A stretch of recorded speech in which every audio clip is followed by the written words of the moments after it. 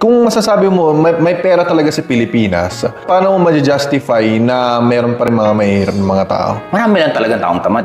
Tapos, ginagawan tamad. May 4Ps tayo sa government. Bakit binibigyan ng pera yung mga taong hindi nagtatrabaho? May tao kasweldohan mo, pero hindi mo... O kahit wala kang gawin, bibigyan kita. Magtatrabaho po ba yan? Masyado natin binibida for the poor, mga slogan ng politiko, lagi for the poor, for the poor, for the poor.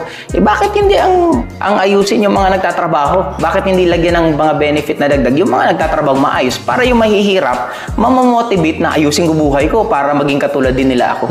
Eh laging yung mahirap, binibigyan ng bahay, binibigyan libreng tirahan. Imbis yung nagtatrabaho sana ang bigyan na lang, eh ngayon, lalo yung mahirap, magiging mahirap na lang ako. Inaalagaan pa ako ng politiko, binibigyan ako ng mga ganitong benefit, ganitong, yun. Ganun siya. So, ibig sabihin nun, tutol ka sa ganong strategy ng gobyerno? Paano matututo ang isang tao kung ibibaby mo? Sa Diba bagay. parang ako, may anak ako. Anak ko pag nadapa, stand up. Yung noon na magulang, ay, kawawa, ganun. Ako hindi, pag nadapa, tayo.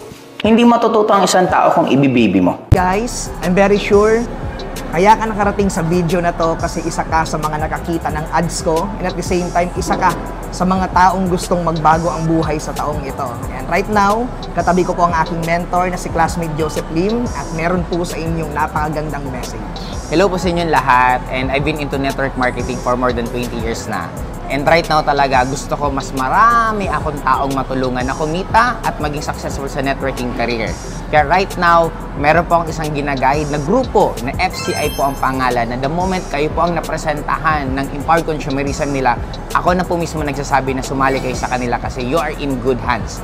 Ang magaguide po sa inyo kasi ang networking ang pinaka-importante po dyan, maraming kumpanya na magaganda, maraming mga grupong magaganda, pero ang pinakamalaking factor na magiging success mo kung sino ang pinaka-mag-mentor sa inyo. Kaya siguro naman, sapat na yung credibility ko for 20 years na naging networker ako for so long, ang dami ko natawid na kumita ng malaki, and right now, lalong namin dadagdagan. Kaya kung isa ka sa gusto mong makasali at makasama sa success ng industriya ng networking at maranasan mo yung mga nararanasan namin, ano pang inaantay mo? Sumali ka na sa FCI para pagdating ng oras, magkakasama tayo sa lahat ng travel.